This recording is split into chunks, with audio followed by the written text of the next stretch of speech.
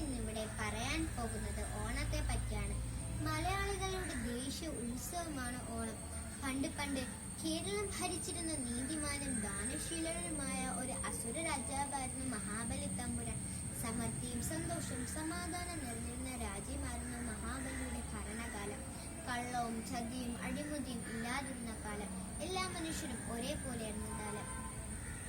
മാവേലി നാടു വാണിടും കാലം, മനുഷ്യരെല്ലാരും ഒന്നുപോലെ ആമോദത്തോടെ വസിക്കും കാലം. അവ തങ്ങൾക്കുമുട്ടില്ലതാനും.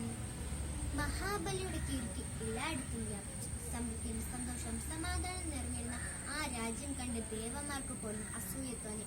മഹാബലിയുടെ പ്രശസ്തിയിൽ അസൂയ തോന്നിയ ദേവന്മാർ മഹാവിഷ്ണുവിന്റെ അടുത്ത് സഹായം അഭ്യർത്ഥിച്ചു. മഹാവിഷ്ണു വാമനൻ എന്ന പേരുള്ള ഒരു ബ്രാഹ്മണനായി അവതാരമെടുത്തു. ബ്രാഹ്മണർമാർക്ക് ദാനം കൊടുക്കുന്ന പതിവ് മഹാബലിക്കുണ്ടായിരുന്നു. വാമനന്റെ രൂപത്തിലെത്തിയ മഹാവിഷ്ണുവിനെ മഹാബലിക്ക് മനസ്സിലായില്ല. മഹാബലി വാമനനോട് ദാനമായി എന്താണ് വേണ്ടതെന്ന് ചോദിച്ചു. തന്റെ 3 കാലടികൾ കൊണ്ട് അളന്നു കിട്ടുന്ന ഭൂമിയാണ് വേണ്ടതെന്ന് വാമനൻ പറഞ്ഞു. മഹാബലി സന്തോഷത്തോടെ സമ്മതിച്ചു. പെട്ടെന്ന് വാമനന്റെ ശരീരം വളർന്നു വലുതാവാൻ തുടങ്ങി.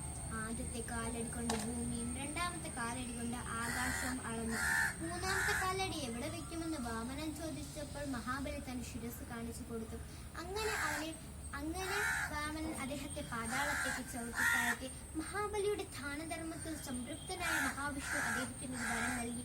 എല്ലാ വർഷവും തന്റെ രാജ്യത്തെ പ്രജകളെ കാണാൻ വരാനുള്ളവരും എല്ലാ വർഷവും ചിങ്ങമാസം തിരുവോണ നാളിൽ പ്രജകളെ കാണാൻ വരുമെന്നാണ് മലയാളികളുടെ വിശ്വാസം. എല്ലാ വർഷം ചിങ്ങമാസത്തിൽ അത്തം മുതൽ 10 ദിവസത്തേക്കാണ് നാം ഓണം ആഘോഷിക്കുന്നത്. ഓണക്കളികളും കളിച്ചും ഓണസദ്യ ഒരുക്കിയും ഓണപ്പൂക്കളമിട്ടും ഓണക്കോടികൾ ഉടുത്തും മാവേലി തമ്പുരാനെ വരവേൽക്കാൻ മലയാളികൾ ഒരുങ്ങുന്നു. എല്ലാവർക്കും എന്റെ ഹൃദയം നിറഞ്ഞ ഓണാശംസകൾ.